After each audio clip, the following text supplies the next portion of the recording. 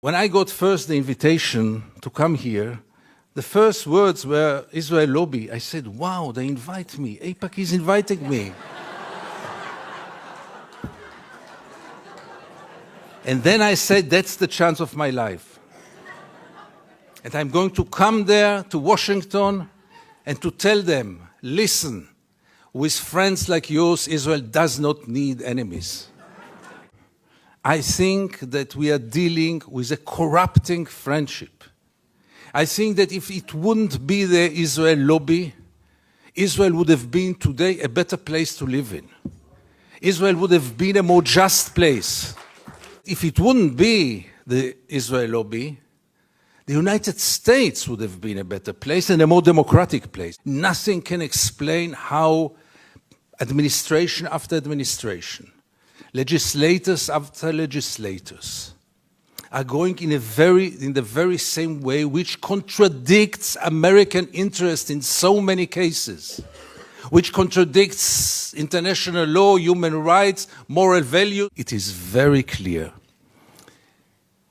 Think about a relative of yours or a friend of yours who is, God forbid, a drug addict.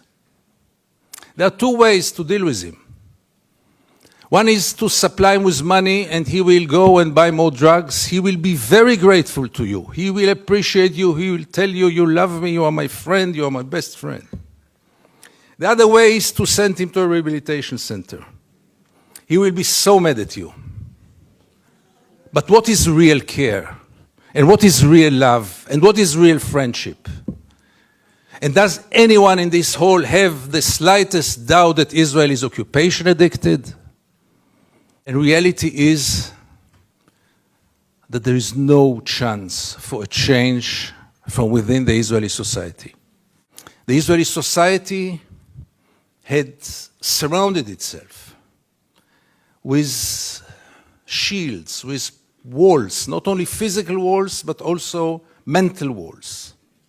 The only hope is for an international intervention from Washington, from the United States, from the EU, because the Israeli society is by far today too brainwashed.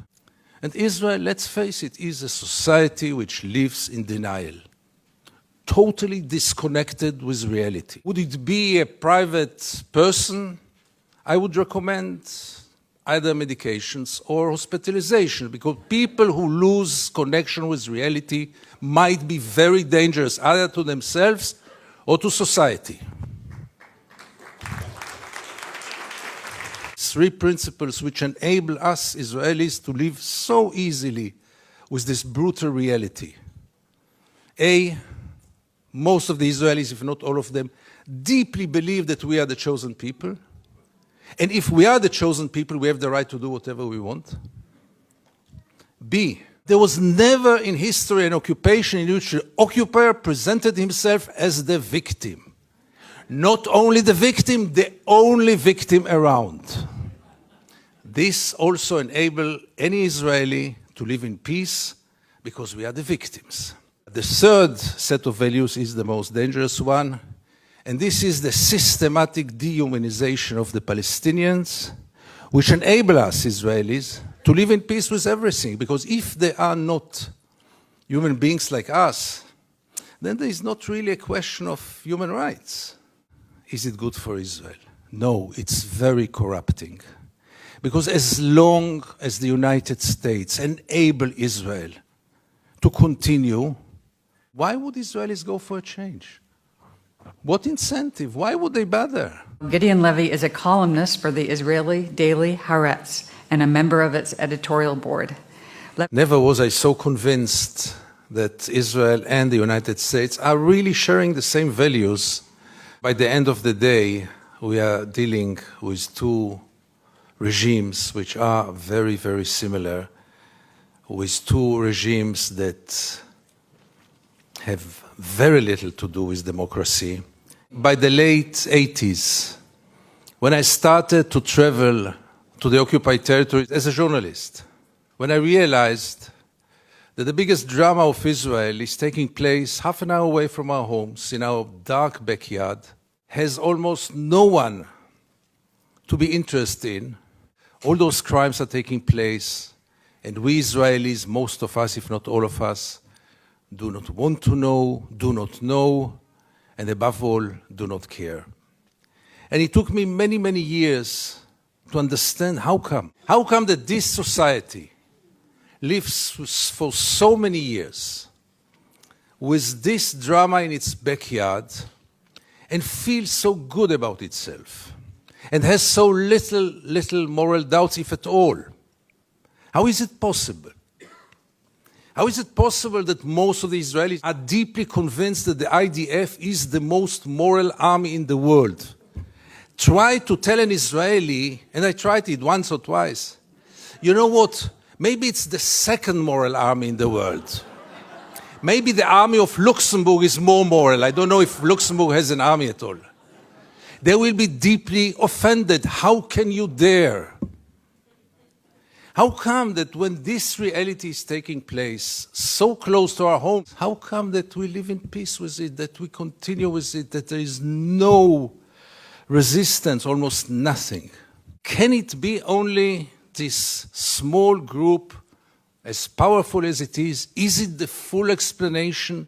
And the Israeli society lost connection with reality. It lost connection with the reality in its backyard.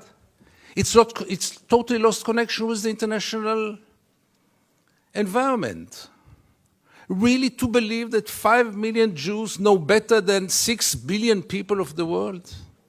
Really believe that 5 million Jews will be able to continue to live on their sword forever?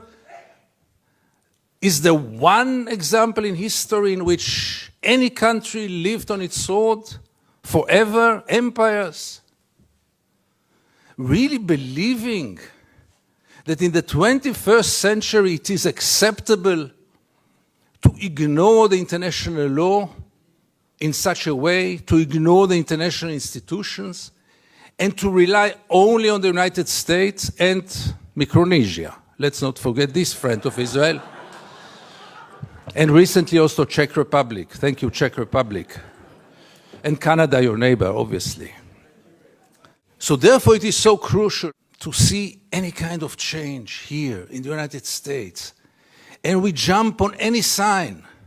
When J Street was established, we say, yeah, here it comes. And it didn't come. When Obama was elected, I had tears in my eyes. I said, here it comes.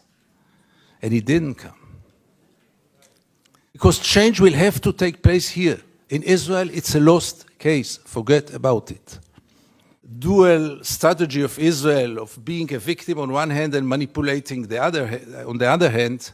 Benjamin Netanyahu came with the notion, all the Jews must come to Israel. It's the safest place for the Jews in the world. It's a shelter for the Jews in the world. Which is wrong, because Israel is today the most dangerous place on earth for Jews. But let's put it aside. It was only 24 hours later when he said Israel is an existential threat under the Iranian bomb. And I asked myself, how can you dare call Jews to come and to join this suicidal project when the Iranians are going to bomb us? But in Israel, everything goes, and both declarations were accepted as the only truth. If you scratch under the skin of almost every Israeli, almost no one will treat the Palestinians as equal human beings like us. I once wrote that we treat the Palestinians like animals, and I got so many protest letters from animal rights organizations, rightly so. How many Israelis did ever try for a moment to put themselves in the place of the Palestinians for a moment, for one day? And I want to give you two examples which will demonstrate it. Many years ago, I interviewed then candidate for Prime Minister, Ehud Barak. And I asked him a question which I try to ask in any occasion. Mr. Barak, what would have happened if you would have been born Palestinian? And Barak gave me then the only honest answer he could give me. He said I would have joined a terror organization. And it became a scandal, because how can you dare to put Ehud Barak to think what would have happened if he would have become a Palestinian? And the second incident, briefly, Second Intifada, the city of Jenin, the most closed city in the West Bank, real total siege. I go out from Jenin, I come to the checkpoint, a Palestinian ambulance is parking there with the red lights. I stand after him, no cars can get out of Jenin in those days, no cars can get in, and I wait. The soldiers are playing Begamon in the tent. Usually I know myself, it's better that I don't get into a confrontation with the soldiers because it always ends up very badly. So I stayed in the car, but after 40 minutes I couldn't take it, and I went out to the car. From the car, I went first to the Palestinian ambulance driver and I asked him, what's going on? He told me that's the routine, they let me wait 1 hour until they come and check the ambulance. And I couldn't take it anymore, and I went to the soldiers. It became a confrontation, but the question that I asked them, which really brought them to direct their weapons toward me, was one. What would have happened if your father would have been lying in this ambulance? This freaked them out. They lost control. How can I dare to compare between their father and the Palestinian in the ambulance? And this set of beliefs that they are not human beings like us enable us Israelis to live in so much peace with those crimes, ongoing crime for so many years, with losing any kind of humanity, values. I heard today people talk about Jewish values. I must be frank with you, I don't know what are Jewish values. I know what are universal values. Let's not get into it, really. There are very clear universal values. And there is a very, very clear international law.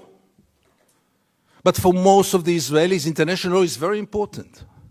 But not for Israel. Israel is a special case.